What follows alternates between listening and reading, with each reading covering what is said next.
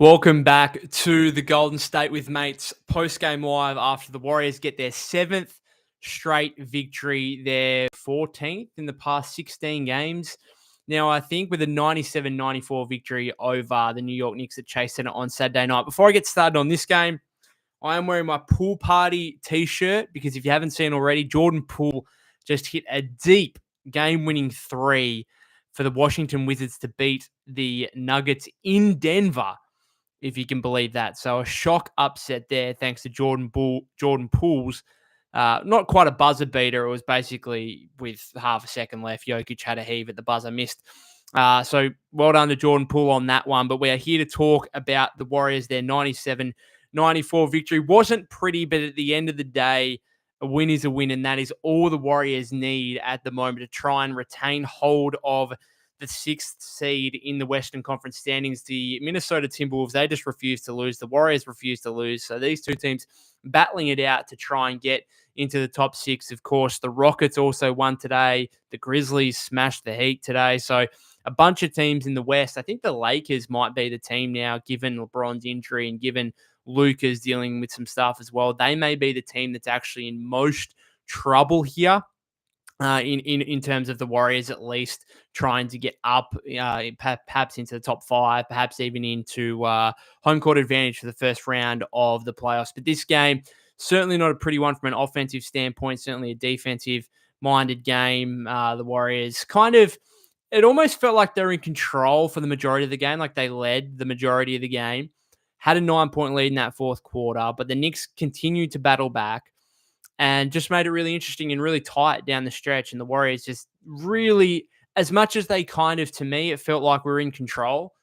They never were fluid offensively. It was never lights out. They really struggled shooting the ball. They were less than 40% from the floor, less than 32% from three-point range. Steph had a team-high 28, was hounded all night by Miles McBride, battled through that, got to 28, 5 rebounds, 7 assists. Shot, I think, only was at 8 of 20 from the floor for him. So it wasn't like he was absolutely dominant kind of thing. No player really was. Like Cat was excellent for them, 29 and 12, but he also had that foul trouble in the first half that was kind of crucial, I suppose. Like the Warriors didn't get away from the Knicks in those minutes by any means.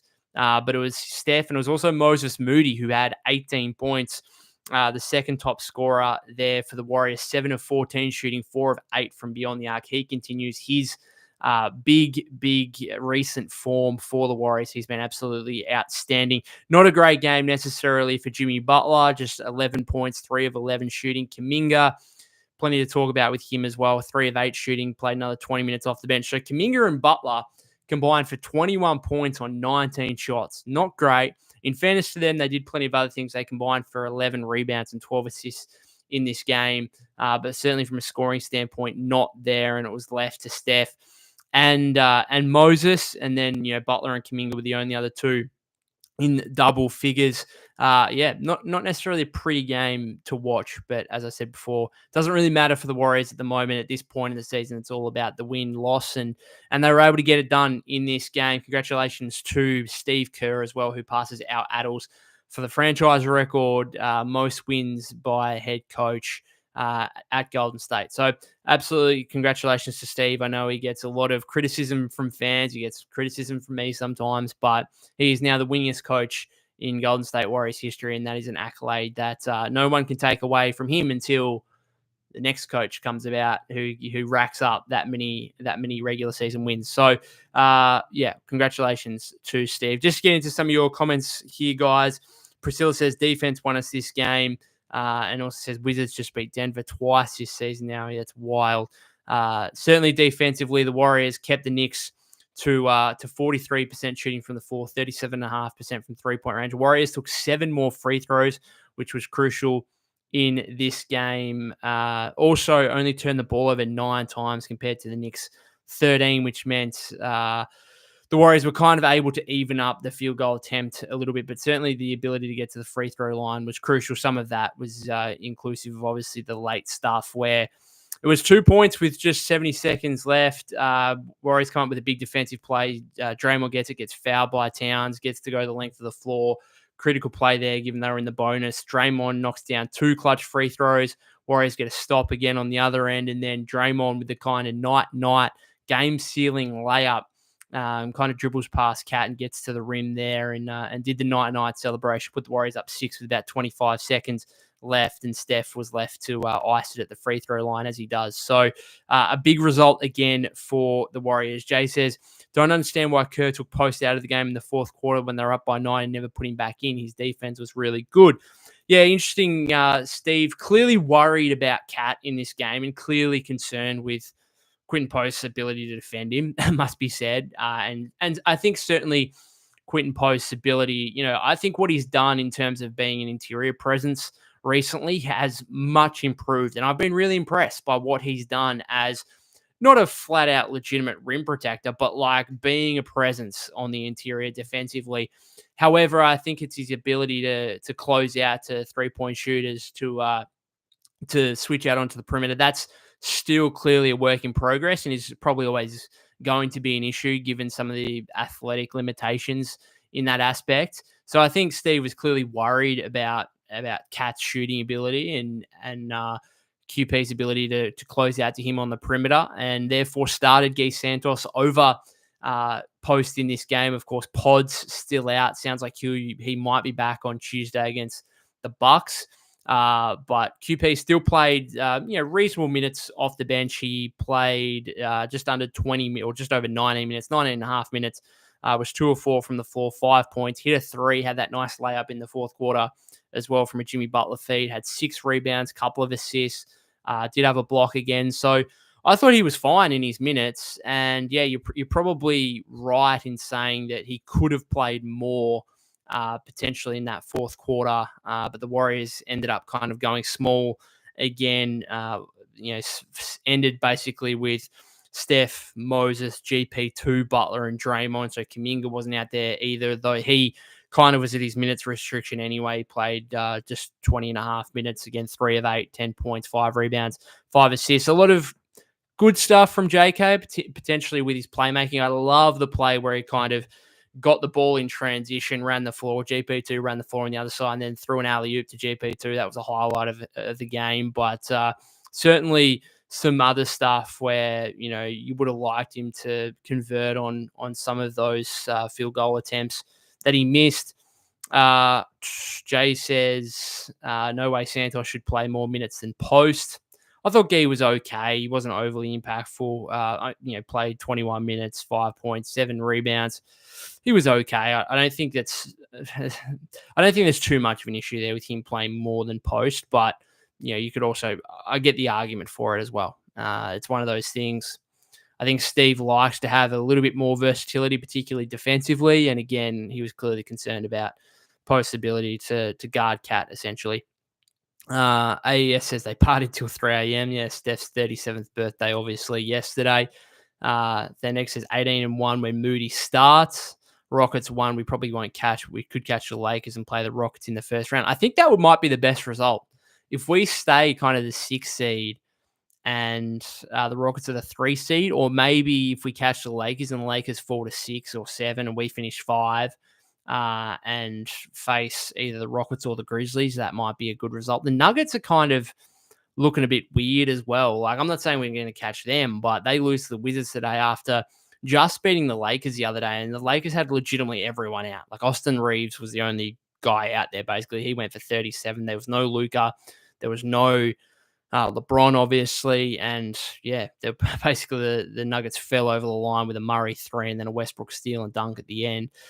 Then next says, my mistake, Rockets are 3-way tie for 2nd. So if we get the 5th seed, it's Memphis. I don't mind Memphis or Houston in the first round. I think that's my preference. Robbie says, I could only watch part of the game. How was JK's second game back?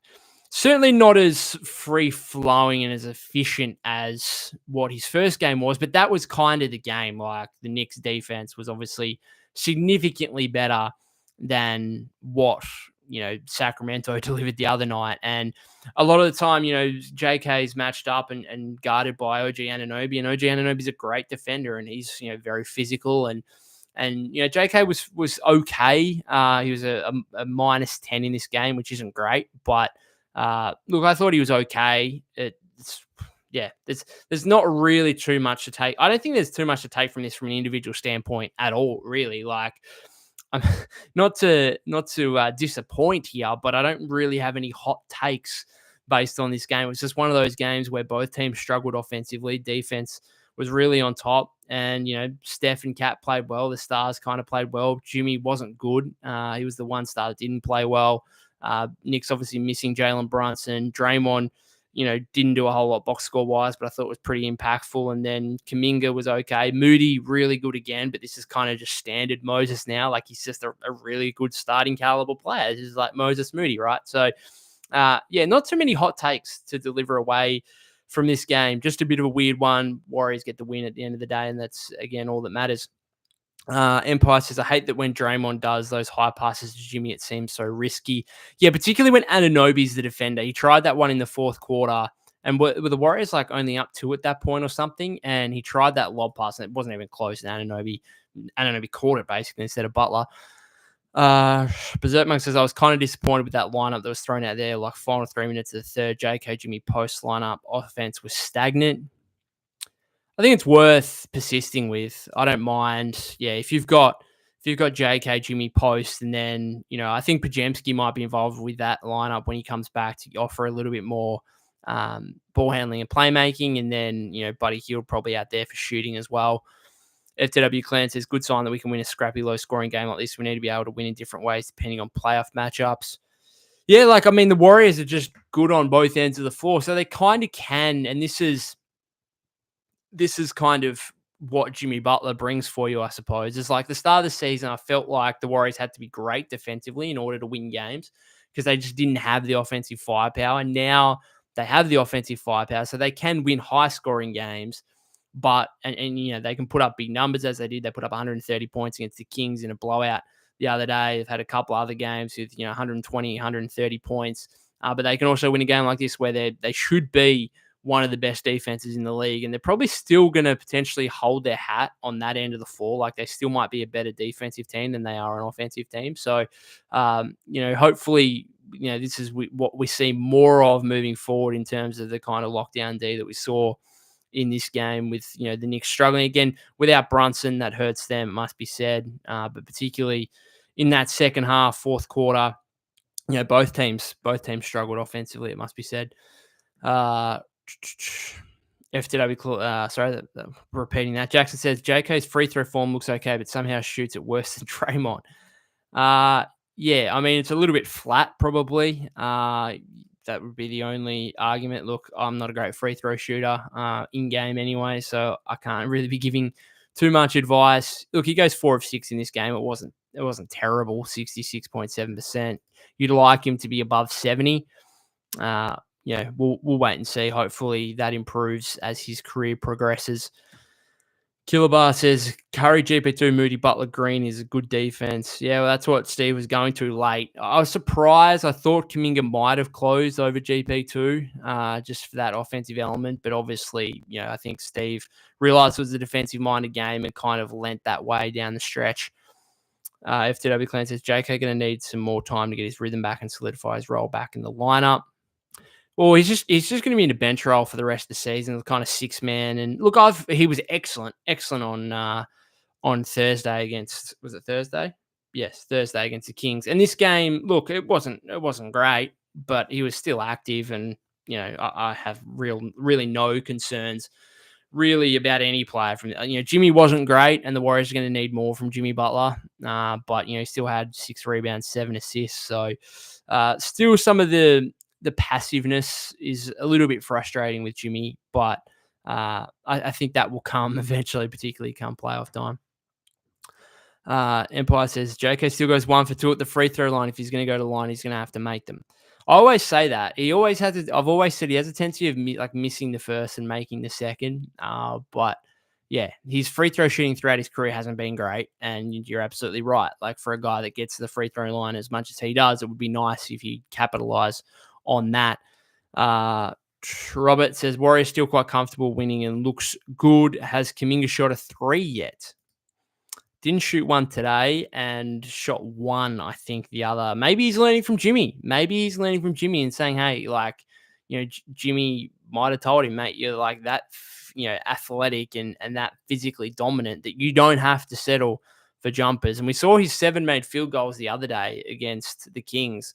He had basically all layups and dunks, and then he had that like fade away mid-range jumper where he fell to the ground that was still inside the paint, like it was inside the free throw line. So it's going to be all around the basket for him. It still does, you got to question, I suppose, the 3-point shooting and maybe the Warriors' lack of it, particularly if a guy like Buddy Hield come playoff time is maybe removed from the rotation entirely. I suppose the one interesting facet of this game with Post not starting was the fact Looney only played 6 minutes, and that kind of goes to tell me that he's like the 11th guy. Like once Pods comes back, Looney is the 11th guy in the rotation.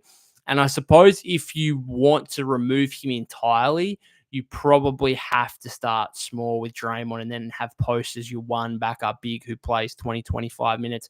I don't know. We'll wait and see how it shakes out here, assuming, they can remain relatively healthy. And obviously Pod's coming back hopefully on Tuesday against the Bucks. Then Egg says, Denver's defense is a bit sketchy. Do you think we can beat them? Haven't beaten them since 2022. Yeah, what is it, like a 7 or 8 game? What's the Land of Ball Warriors v Nuggets? What's the winning streak that the Nuggets are currently on against the Warriors? It is 8. Yeah, so 7 going into this season, then that one game on December 3, the Nuggets won there by 4. And so we have, an 8-game winning streak for the Nuggets. I actually, look, they're not playing that well at the moment. I think will we be favorites? It must be. I think we should be favorites, probably. Like, I mean, you got a team that's won 14 of 16 games on their home floor. I'm not sure we should be underdogs against anyone right now. Like maybe the Cavs, maybe the Celtics, maybe the Thunder. But like we match up weirdly good with the Thunder even before the Butler trade. So I don't know. It's strange. I'd expect us to be favorites. Jackson says, should they rest Steph? He's been grabbing his back this game and the last game. Don't know. Maybe. Obviously, this back-to-back. The issue is like Minnesota just refused to lose. And so if Minnesota had just like lost 2 games, all right, in the last 6 or 7, then you could say, all right, well, now we have like a 2.5 game lead on the Timberwolves. Maybe therefore we can afford to rest Steph and Jimmy and Draymond on one of these 2 games against the Nuggets or Bucks. However, because the Timberwolves are still absolutely on your heels and you can't afford to lose a game, maybe you just got to tell Steph and the rest of the guys, hey, like we're going to need you to play. Just a tweet from Slater. Draymond giving some kudos to Cat in the post game. Ghost says, I remember a couple of months ago, people were debating Moses being an NBA caliber player and fans asking to trade him. And I'm so happy we didn't for him or any of the young guys. And now everyone can see what I see. Yeah, he's been fantastic. Just a legitimate starting caliber player. We'll see what happens here. Because, I mean, if you're gonna pay Kuminga, right? If you're gonna pay Jonathan Kuminga big money, like $30 million in free agency, then he's going to have to be a starter next season. He's going to have to be. And I therefore wonder, what does the starting lineup look like next season? Like, I think I appreciate at this point that it's probably going to be Steph, Pods, Moody, Jimmy, Draymond, and then maybe you could have Post in there for Pods if you have to go big. But if you're going to pay Kuminga big money, you'd want him to be a starter. And I do wonder what that means for next season. Like, you certainly don't think you could take Moody out of his starting role. Do we have to go back to the conversation about whether Draymond comes off the bench? I don't know. You're still paying him $25 million a year. So it's a bit of the Warriors are still, playing. Well, they're still in a strange situation, I think, when it comes to their starting lineup in the long term.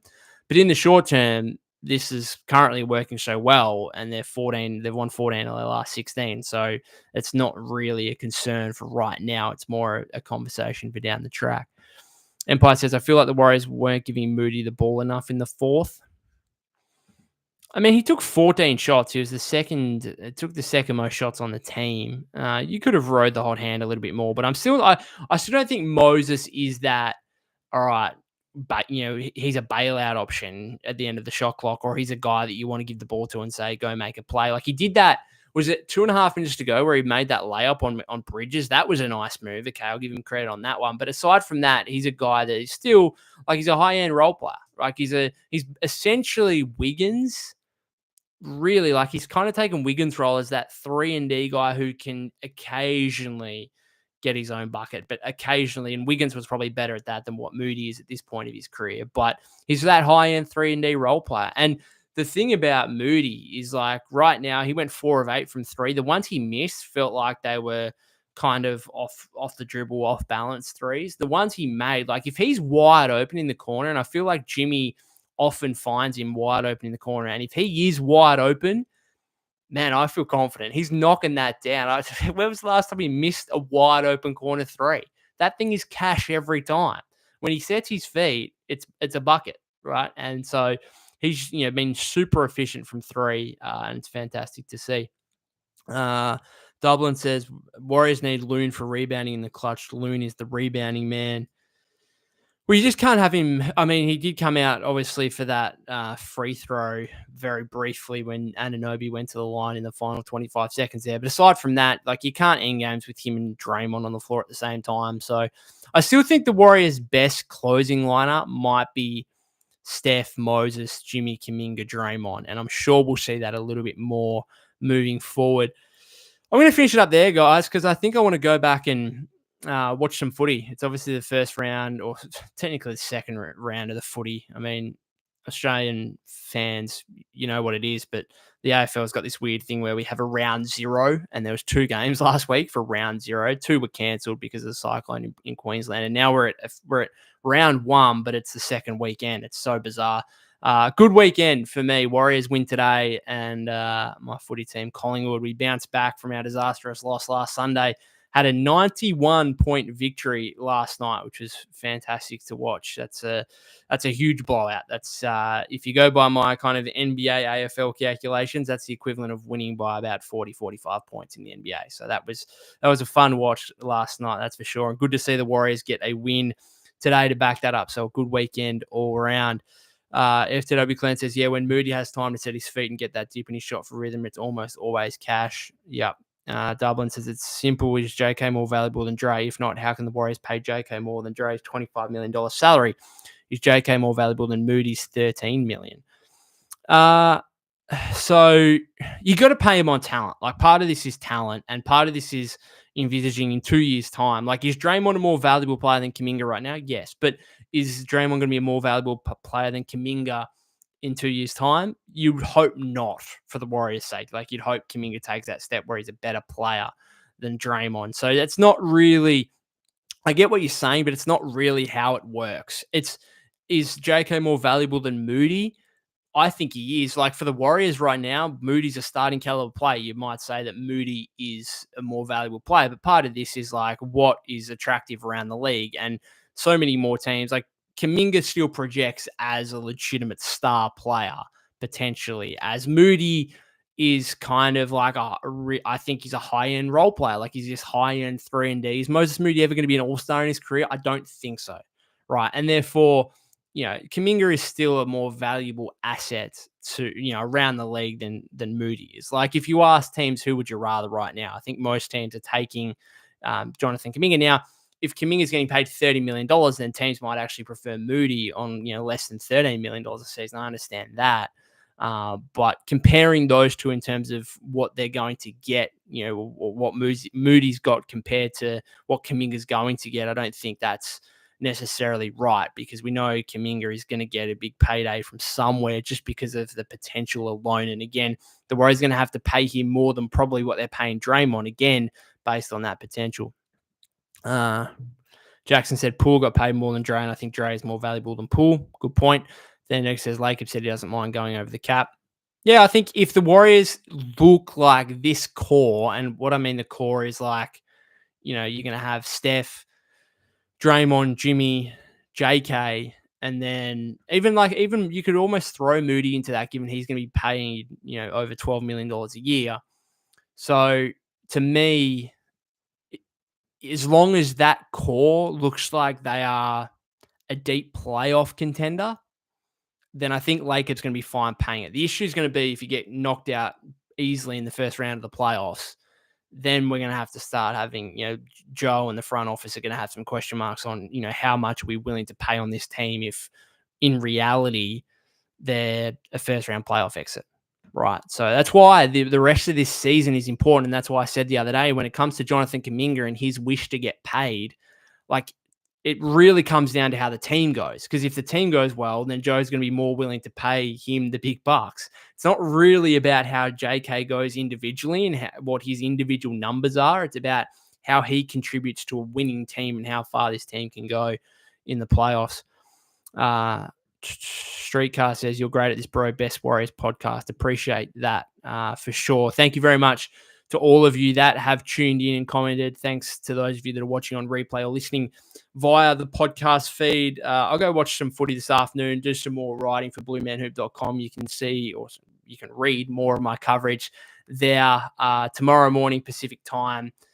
If you haven't subscribed to the YouTube channel already, that'd be greatly appreciated. Follow me at POK252. That's POK252 on X/Twitter. Warriors play the Nuggets on Monday, Bucks Tuesday back-to-back. That is going to be their biggest test for a while, but fortunately, they're now 4-0 on this homestand. So they've given themselves a little bit of leeway, but in saying that, of course, as I said before, the Timberwolves are certainly on their back and not going away. I'll be back for post-game lives after both of those games, so looking forward to that. Until then, enjoy the rest of your weekend.